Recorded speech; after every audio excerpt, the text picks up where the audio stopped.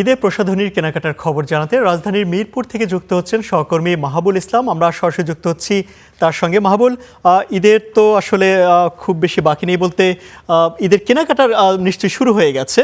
আপনি প্রসাধনীর বাজারটা কেমন দেখছেন? যারা কেনাকাটা করছেন তারা প্রসাধনী কেনাকাটায় এখানে এসেছেন কিনা, তারা কি বলছেন? ইমতিয়াজ, এই মুহূর্তে আমি আছি চিস্তিয়া মার্কেটে এবং এটি নিউ মার্কেটের পাশের একটি মার্কেট এবং সেখানে দেখছি ঈদকে কেন্দ্র করে প্রসাধনীর যে মার্কেট সেটা কিন্তু বেচা বিক্রি অনেকটাই জমে উঠতে শুরু করেছে।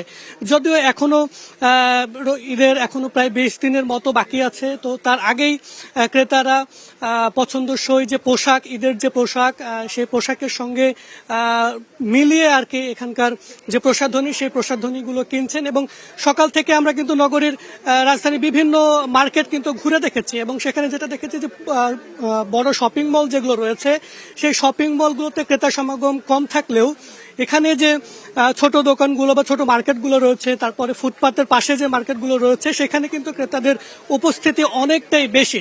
এবং দোকানীদের সাথে আমরা কথা বলেছি, তাদের ভাষ্য যে ঈদের যে বেচা বিক্রি সেটা বেচা বিক্রি কেবল শুরু হয়েছে, তবে 15 ঈদের পরে সেই বেচা বিক্রিটা আরো অনেক বাড়বে।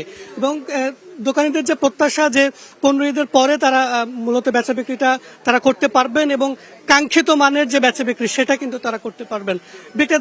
ক্রেতা বিক্রেতা উভয়ের সঙ্গে আমরা কথা বলেছি। এখানে পণ্যের দাম এবং মান নিয়ে ক্রেতা বিক্রেতা উভয়েরই আসলে মতামত তারা দিয়েছেন এবং যেটি ক্রেতারা বলছিলেন যে গত ঈদের তুলনায় কিন্তু এবার পণ্যের দাম কিছুটা বেড়েছে। ব্যবসায়ীরাও কিন্তু এটা স্বীকার করছেন যে আসলে যেহেতু অন্যান্য জিনিসপত্রের দাম বেড়েছে সেটির সঙ্গে তাল মিলিয়ে কসমেটিক্স এবং প্রসাধনী যে আইটেমগুলো রয়েছে সেটির দামও কিন্তু আসলে বেড়েছে।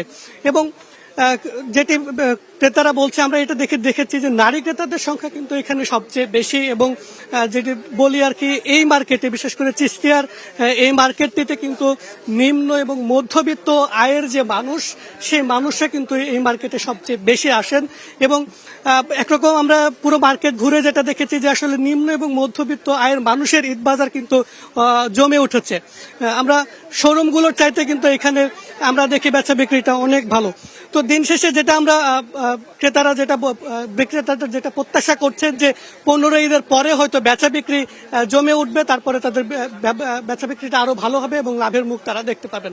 তো নগরীর চিস্তিয়া মার্কেট থেকে এটাই ছিল আমার কাছে সবশেষ খবর। আমরা আশা করছি সামনের দিনগুলোতে বেচা বিক্রি আরো জমে উঠবে। মাহবুল, আপনাকে অসংখ্য ধন্যবাদ।